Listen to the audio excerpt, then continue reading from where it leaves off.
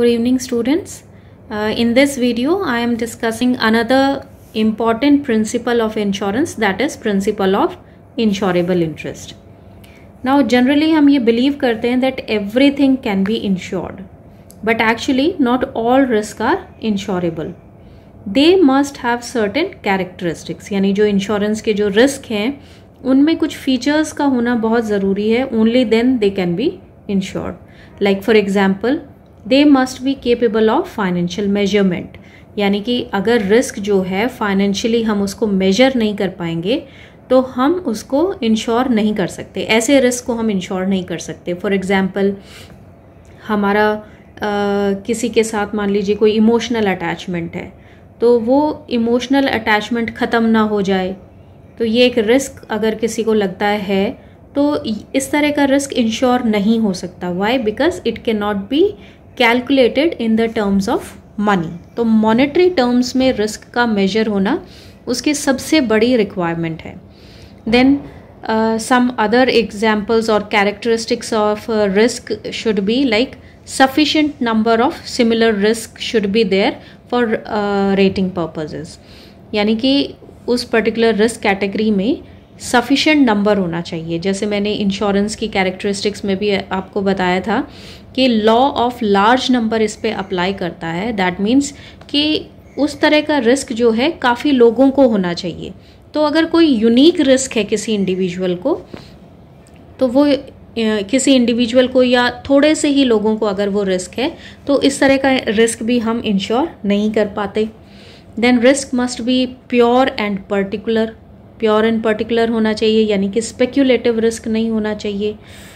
Then event insured must not be against public policy, यानी anti social नहीं होना चाहिए. ऐसा इंश्योरेंस हम नहीं करा सकते जो कि गवर्नमेंट के लॉज के अकॉर्डिंग नहीं हो, या जिस एक्टिविटी को हम क्रिमिनल एक्टिविटी कहते हैं, या जो भी एक्टिविटी है वो पब्लिक पॉलिसी के अगेंस्ट है, हमारे सोशल नॉर्म्स या कस्टम्स के अलग अगर चलता है, तो ऐसी भी चीज़ों को हम इंश्योरेंस नहीं कर सकते.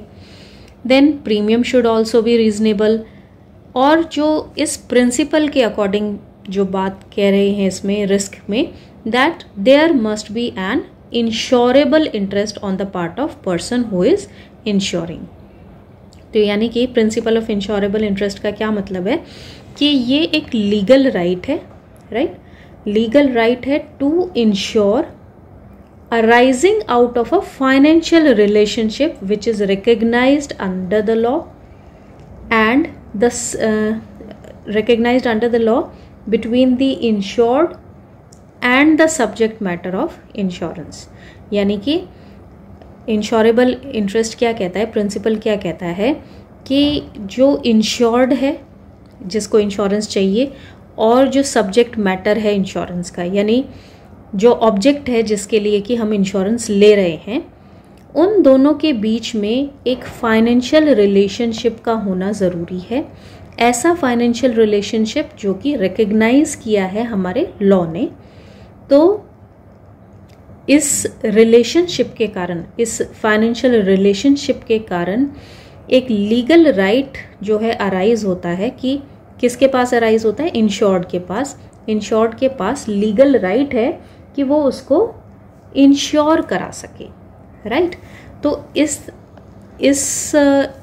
जो सेंटेंस है, इसका जो मीनिंग है वो प्रिंसिपल ऑफ इंश्योरेबल इंटरेस्ट को क्लियरली डिफाइन करता है कि किसी भी सब्जेक्ट को, किसी भी ऑब्जेक्ट को के लिए अगर हमें इंश्योरेंस चाहिए है तो हमें जो है अपना इंश्योरेंस कराने का इंटरेस्ट उसमें प्रूव करना पड़ेगा कि हम इसका इंश्योरेंस क्यों कराना चाहते हैं.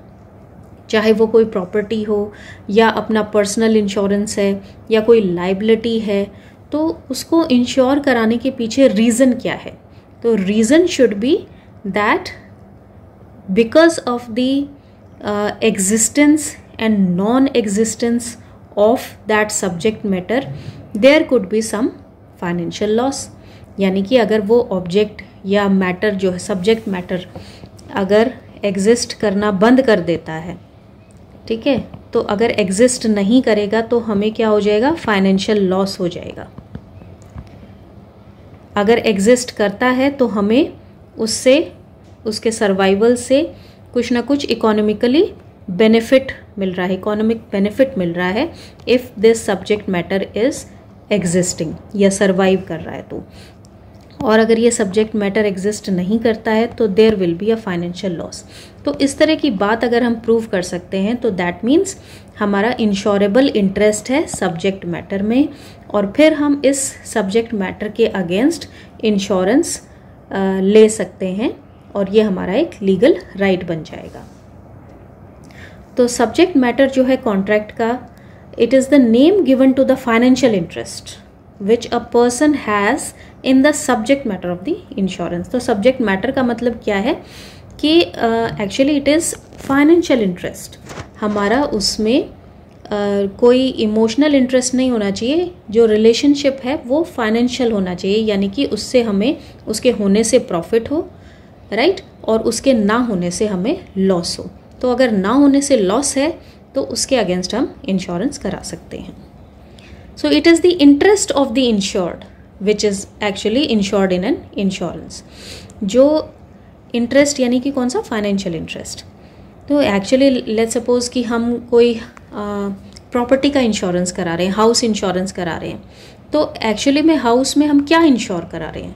Are we insuring the bricks और द वॉल्स और द पेंट? ये चीज़ें तो नहीं इंश्योरेंस करा रही। उसमें हमारा एक्चुअली इंटरेस्ट क्या है कि उसके ना होने से हमें एक फाइनेंशियल लॉस हो जाएगा, because we have invested in that house. उसको परचेज करने में, कंस्ट्रक्ट कराने में हमारा पैसा लगा हुआ है उसमें। तो एक्चुअली में हमें वॉल्स और ब्रिक्स से कोई लेना देना नहीं है, but it is the money that has been invested in that house for which we are actually concerned. तो अगर हाउस को डैमेज हो जाता है, वॉल्स को डैमेज होता है, कोई फायर हो जाती है हाउस में, तो हमारा जो है, जो उसमें पैसा है, वो ऑब्वियसली हमें उसको फाइनेंशियल लॉस बियर करना पड़ेगा। तो उसको दोबारा रिकंस्ट्रक्ट कराने में, डैमेज को रिपेयर कराने में जो दोबारा से पैसा लगने वाला है, तो वो है जो हमारा एक्चुअल इंटरेस्ट है। तो हमारा इंटरेस्ट जो है वो फाइनेंशियल इंटरेस्ट है सब्जेक्ट मैटर में, जिसके अगेंस्ट हमको इंश्योरेंस लेना है। यानी कि हमें चाहिए कि जो ये लॉस हो जाएगा तो किसी तरह से ये लॉस हमारा कंपनसेट हो जाए।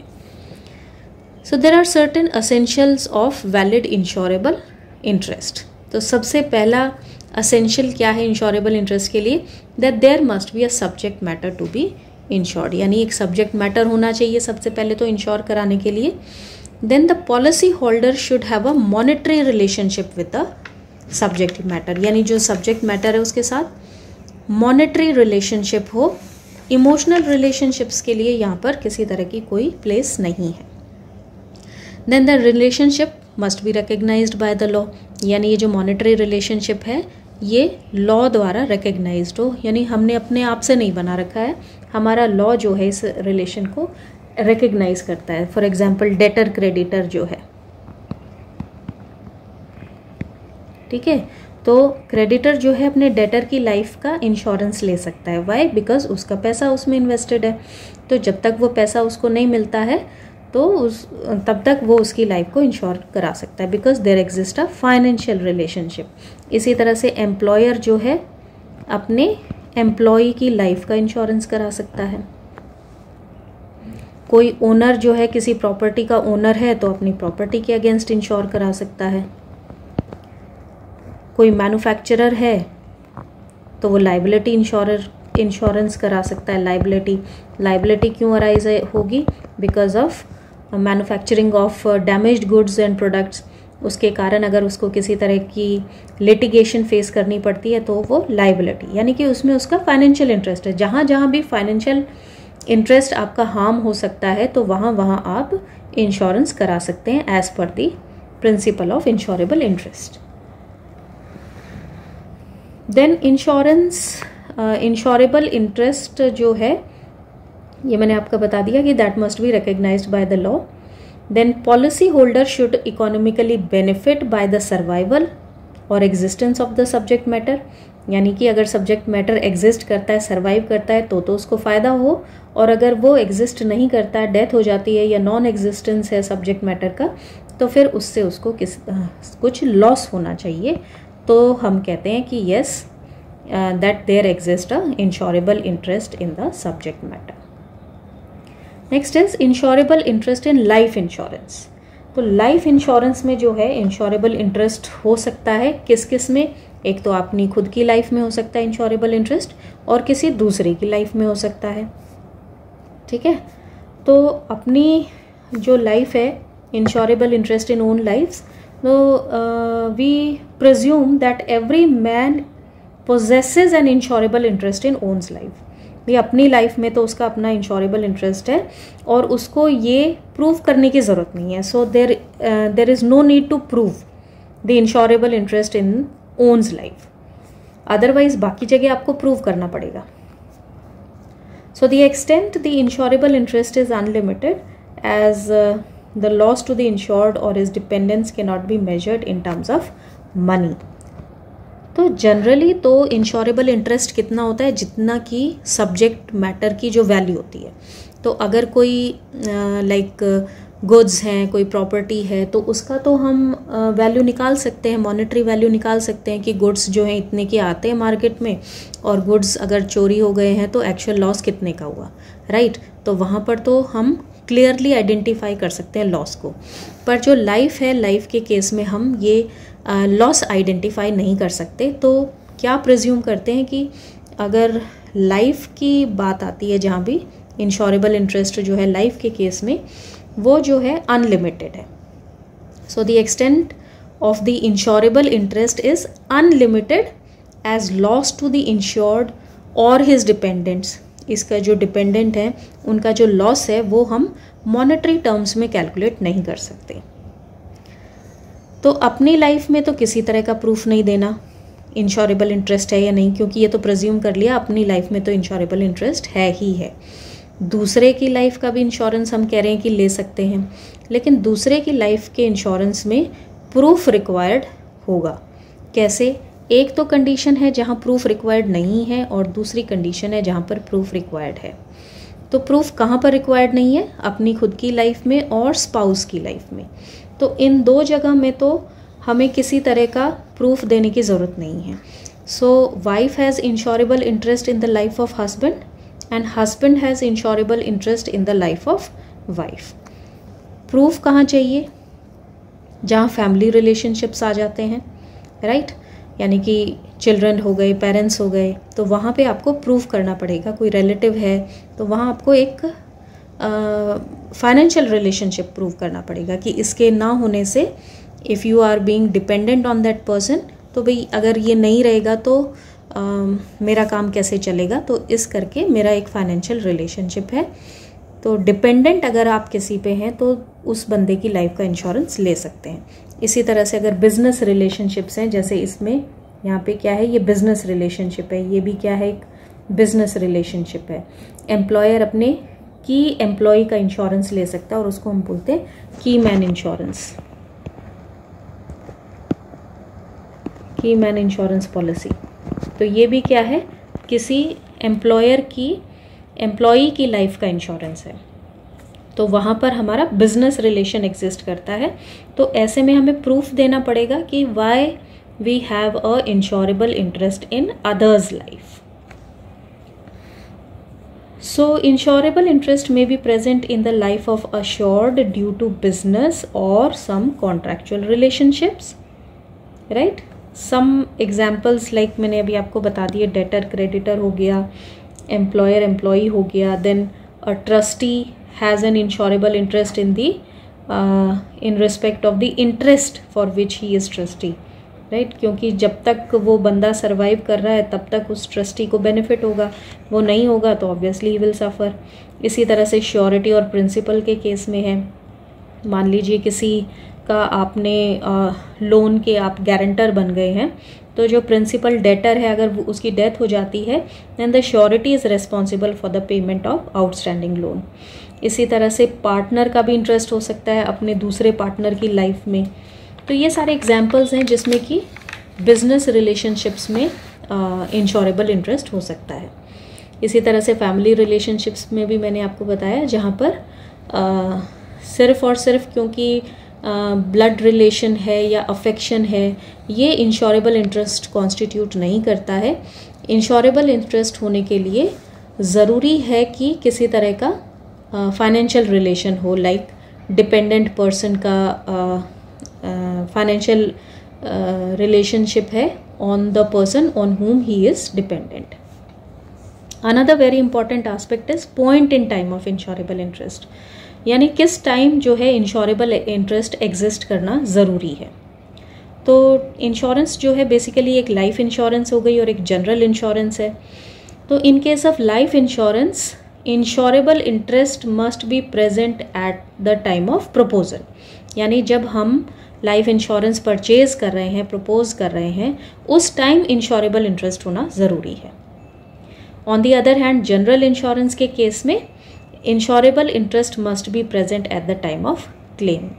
तो इसका रीज़न भी ये है कि जनरल इंश्योरेंस के केस में क्या है, प्रॉपर्टी की ओनरशिप चेंज हो सकती है। तो फाइनली जिसको लॉस हुआ है, जब लॉस होता है प्रॉपर्टी को या कार को या जो भी आपने इंश्योरेंस ले रखी है जिस भी चीज़ के लिए, तो उस टाइम उस प्रॉपर्टी का कौन ओनर है तो वो ही क्लेम कर सकता है। That's why in case of general insurance the insurable interest must be at the time of claim settlement जब होती है। पर लाइफ इंश्योरेंस के केस में जिस टाइम प्रपोज कर रहे हैं, पॉलिसी ख़रीद रहे हैं, उसी टाइम आपको प्रूव करना है। उसके बाद चाहे आपका वो रिलेशनशिप ना भी रहे, इवन देन वो अगर पॉलिसी कंटिन्यूड है, आपने प्रीमियम टाइम टू टाइम पे किया है, even then the benefit will be given. तो क्लेम के टाइम वहाँ पर हमें इंश्योरेबल इंटरेस्ट प्रूव करने की ज़रूरत नहीं है। So that is all about principle of insurable interest. Thank you.